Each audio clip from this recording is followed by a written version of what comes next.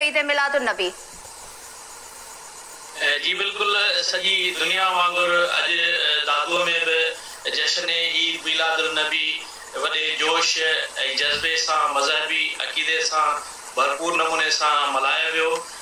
शहरनि खे ख़ूबसूरत बतियुनि सां रंग बिरंगी बतियुनि सां ऐं झंडनि सां सिंगारियो वियो। घरनि खे बि सिंगारियो वियो, मस्जिद शरीफ़ुनि खे बि सिंगारियो वियो। सरकारी इमारतूं जेकियूं उन्हनि खे बि जश्न ईद जे मौक़े ते सिंगारियो वियो हो। जॾहिं त दादूअ में अॼु चोतरफ़ रैलियूं कढियूं वयूं जश्न ने आमद जे मौक़े ते। मुस्तफ़ा या मरहबा जा नारा चोतरफ़ गूंजी रहिया हुआ।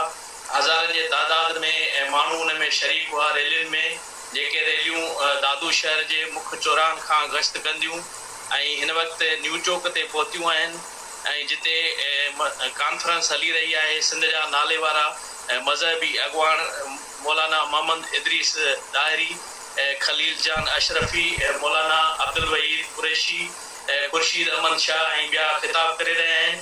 ऐं जश्न जे मौक़े ते दादू शहर में ईद जो समा आहे। न रुगो मज़हबी अॻवान पर शहरी ऐं ॿारड़ा नौजवान बि उन में भरपूर नमूने सां हिसो वठी रहिया आहिनि। ईद मिलाद जे मौक़े ते मस्जिद शरीफ़ुनि खे सिंगारियो वियो आहे, जिते मिलाद शरीफ़ जूं महफ़िलूं रचायूं वयूं आहिनि। जॾहिं त घरनि में लेडीज़ जा प्रोग्राम बि थी रहिया आहिनि, जेके लेडीज़ जा ईद मिलाद जा प्रोग्राम थी रहिया आहिनि। हज़रत मोहम्मद मुस्तफ़ा सल्लल्लाहु अलैहि वसल्लम जे शान में नअत शरीफ़ पढ़िया पिया वञनि, गज़ल पढ़िया पिया वञनि।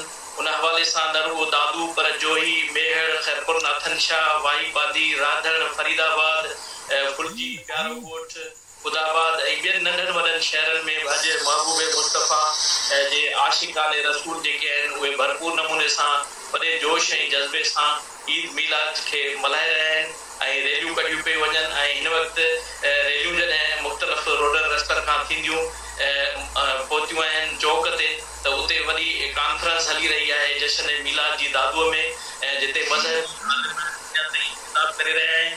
ऐं हीउ सुबुह खां जेको सिलसिलो